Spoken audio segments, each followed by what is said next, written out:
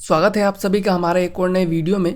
अगर आप भी CUET 2026 में नागालैंड यूनिवर्सिटी में एडमिशन लेने का सोच रहे हैं तो ये वीडियो जो है आपके लिए है। इस वीडियो में हम लोग एकदम कंप्लीट डिटेल्स में बात करेंगे कि आपको यहाँ पे कैसे एडमिशन मिल सकता है, कौन कौन से कोर्सेज अवेलेबल है, फीस क्या रहेगा, एडमिशन प्रोसेस क्या है, हर चीज़ के बारे में हम लोग पूरे डिटेल में बात करने वाले हैं। तो चलिए वीडियो को स्टार्ट करते हैं।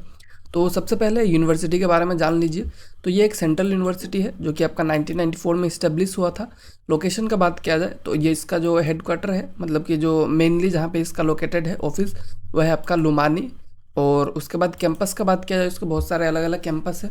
तो जो लुमानी का कैंपस है वहाँ पे साइंस, सोशल साइंस और लैंग्वेजेस के कोर्सेस आपको मिल जाता है। कोहिमा में जो इसका कोर्सेस है उसमें ह्यूमैनिटीज़, एजुकेशन, कॉमर्स के कोर्सेस हैं। और मेडजी फेमा में जो कोर्सेस वहाँ पे एग्रीकल्चर साइंस, और दीमापुर में इंजीनियरिंग एंड मैनेजमेंट है। ठीक है, तो इस तरह से आपका अलग अलग सेंटर्स पे इनका अलग अलग कोर्सेज जो है ऑफर किया जाता है। ठीक है, तो ये आपका यूनिवर्सिटी के बारे में हो गया ओवरऑल डिटेल।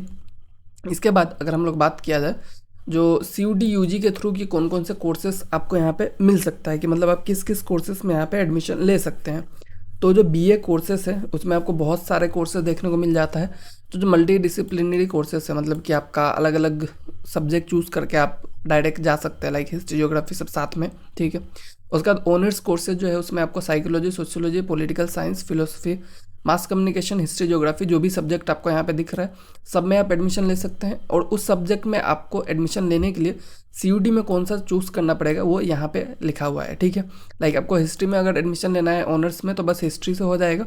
बट अगर आपको साइकोलॉजी में लेना है तो साइकोलॉजी के साथ आपको जनरल टेस्ट भी देना पड़ेगा। ठीक है, नहीं, साइकोलॉजी के साथ जनरल टेस्ट नहीं देना पड़ेगा, या तो साइकोलॉजी या तो जनरल टेस्ट या फिर सोशियोलॉजी। ठीक है, तो मतलब ओवरऑल अगर देखा जाए तो कोई भी सब्जेक्ट में आपको एडमिशन लेने के लिए एक सब्जेक्ट में ही आपको एग्ज़ाम देना है।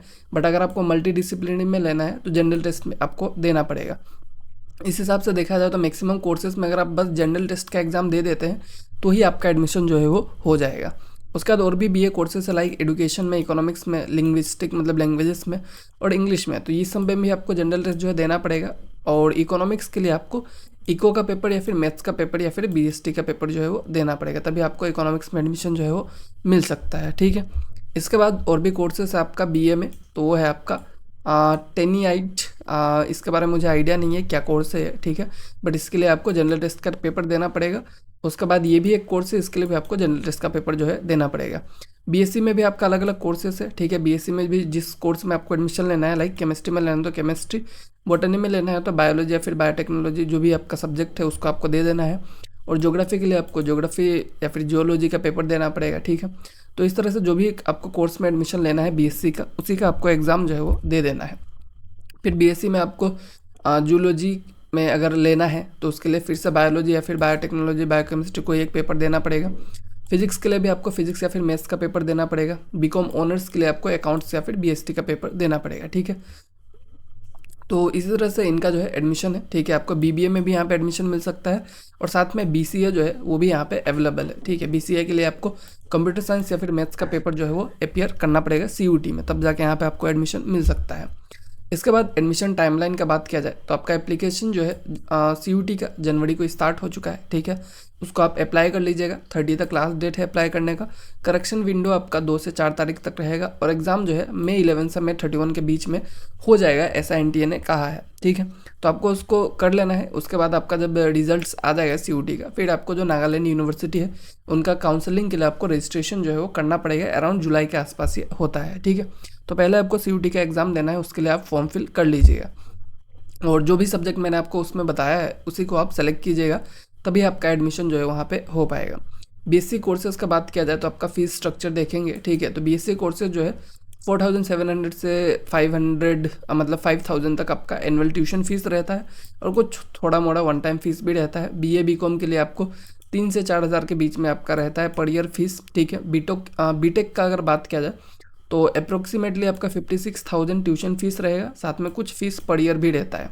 फिर MBA के लिए अप्रोक्स 30 to 45,000 आपका टोटल कोर्स फी रहेगा। ठीक है, उसके बाद आपका कुछ और भी चार्जेस जो है वो रहता ही है। ठीक है, तो जो फीस है SC ST कैंडिडेट्स के लिए वो बहुत ज़्यादा सब्सिडाइज होता है, मतलब कि अगर आप SC ST कैंडिडेट है तो आपको हो सकता है कि बहुत ज़्यादा कम फीस पे करना पड़े, ठीक है। तो फीस स्ट्रक्चर देखा जाए तो ओवरऑल एफोर्डेबल है आपका नॉर्मल कोर्सेज़ के लिए, बट जो प्रोफेशनल कोर्सेज है उसमें फ़ीस थोड़ा सा ज़्यादा देखने को आपको मिल जाता है, ठीक है।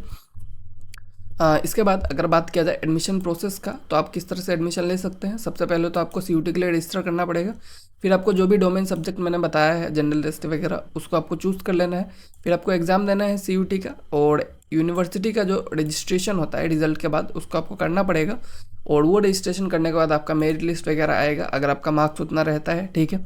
और उसके बाद आप जो है एडमिशन ले सकते हैं। मार्क्स का बात किया जाए तो कट ऑफ इनका बहुत ही कम रहता है, ठीक है। जनरल आप मतलब बेसिक मार्क्स लेके आए, अगर आप 100 में मतलब 250 में से आप 100+ भी लाते हैं तो अच्छा खासा चांसेस रहता है आपका यहाँ पे एडमिशन जो है वो हो जाएगा, ठीक है।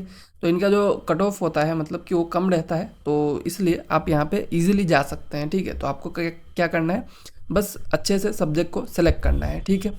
बाकी ओवरऑल जो है अगर आपको अच्छा लगा वीडियो तो आप हमें बताइए, कोई डाउट है तो वो भी बताइए, हम ज़रूर आपका रिप्लाई करेंगे। और आप फ्री मॉक टेस्ट अगर लेना चाहते हैं सीयूटी का तो हमारा जो वेबसाइट है उसको जाके विजिट कीजिए, ठीक है। Thank you.